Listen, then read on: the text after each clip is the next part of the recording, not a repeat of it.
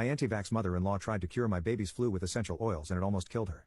My mother-in-law is a higher up in her MLM company. She only got to her position by being a total scammer. She's insufferable to be around since all she does is try to recruit you or sell you products. She is also anti-vax and believes only in holistic medicine.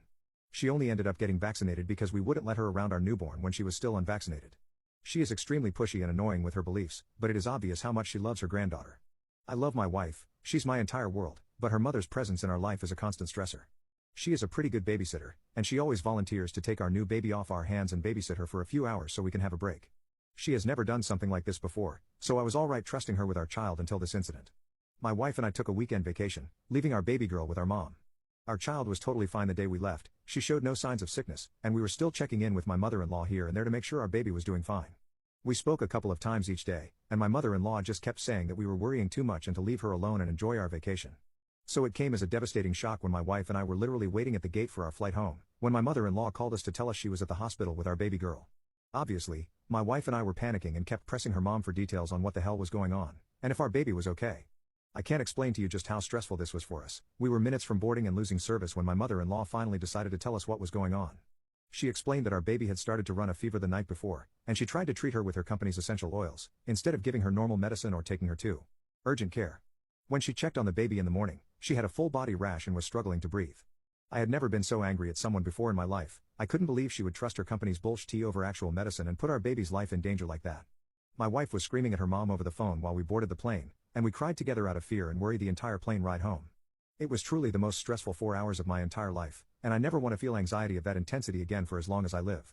When we landed, we went straight to the hospital. Our baby had been stabilized, but she was suffering from a viral infection and it broke my heart to see her hooked up to all the machines like that. I wanted to rip my mother-in-law a new one, but the moment she walked up to us and tried to give my wife a hug, my wife shoved her backward and resumed yelling at her for her mistake. As horrible as the situation was, I was honestly proud of my wife for not protecting her mom's feelings and letting her know how bad she effed up. We had her escorted out of the hospital by security, and my wife and I are spending our night here next to our poor baby girl while she recovers. I just pray to God she doesn't come out of this with lasting medical issues, and if she does, I decided I'll sue my mother-in-law for everything she's got. Update: as grateful as I am that my daughter managed to survive this ordeal, my mother-in-law's stupidity has managed to permanently alter my daughter's well-being for the rest of her life.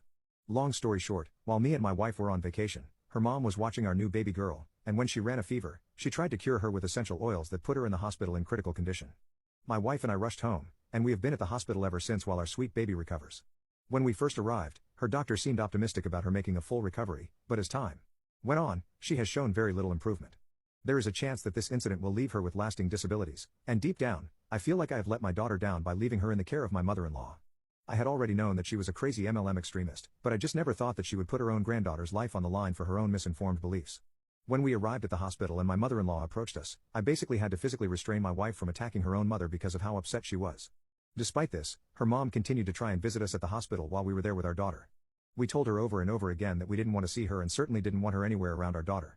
But after she continued to harass us, we ended up getting a temporary restraining order against her so we could have some peace from all the chaos and pain she had been causing us.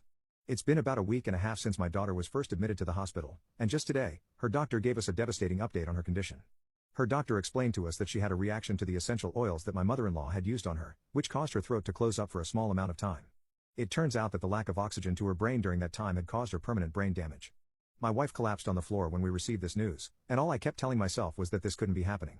Our life had been so perfect since our beautiful baby girl had entered it, and I just couldn't believe that she had barely had a chance to live in her new healthy body before her own grandmother would do this to her.